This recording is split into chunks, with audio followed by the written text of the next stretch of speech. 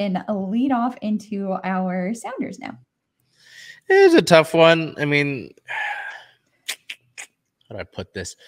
Certain parts of the fan base tend to freak out anytime anything bad happens. Like the Sounders, this is week 3, right? This is week 3 of about 34 games that the MLS regular season contains per team. Seattle lost 1-0 to a FC Cincinnati team that they've never played before in their home building.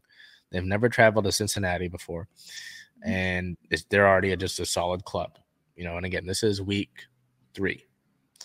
And this 1-0 loss, a bunch of people lost their crap over. They were saying it looks just like last year, which last year, I mean, there were matches like this where you just couldn't find offense, but it's week 3.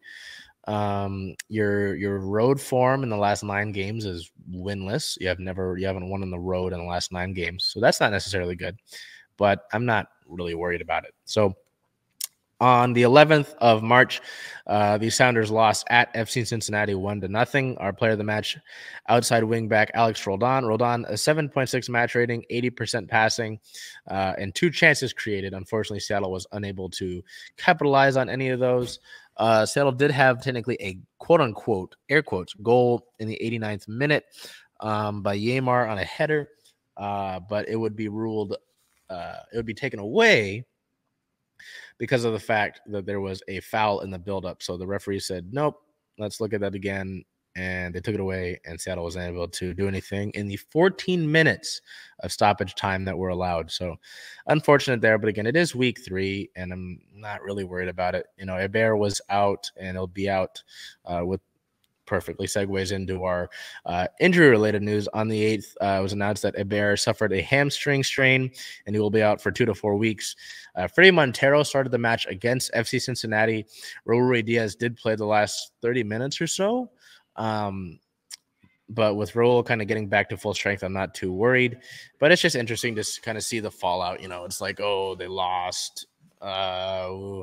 I think maybe some people got too into the way that they had played the first 2 matches, where they put 4 on Colorado and then 2 on Real Salt Lake. It's just going to happen that way. I mean, 1-0 against a club that started out pretty well, and in their home building, I'm not really worried about it. Obviously there are some things to correct, and even the players noted that, but calling it, that just looks like last year. I know there was some pushback on that from Brian Schmetzer in particular. So I don't know. I'm not too worried about it. Whatever, it's your first loss. It's going to happen. Get it out of the way. But just seeing some of the reaction to it's like, oh my God, oh no. And there's just all this freak out. It's like, hey man, got a long way to go. These guys play till the fall effectively. So not too worried about it. That's about it outside of Heber hamstring strain. The Sounders record sits at a 2-win, 1 loss, 0 draws record. They sit at 5th in the league as a whole, 2nd in the Western Conference. We look ahead to their next match, March 18th, back at home versus LAFC. Some people view LA as the best team in all of the league, so this one might be a little bit tough. I say might be a little bit. It'll definitely be tough. That one is in Lumen Field, though, at 1 p.m. Pacific time. It'll be a great early seasons test for the Sounders to see where they're at, really, against a team in LAFC that, is coming off of winning MLS Cup and still looks great. So that'll be a big, big opportunity for them and the Sounders to really sort of figure things out and see where they're at.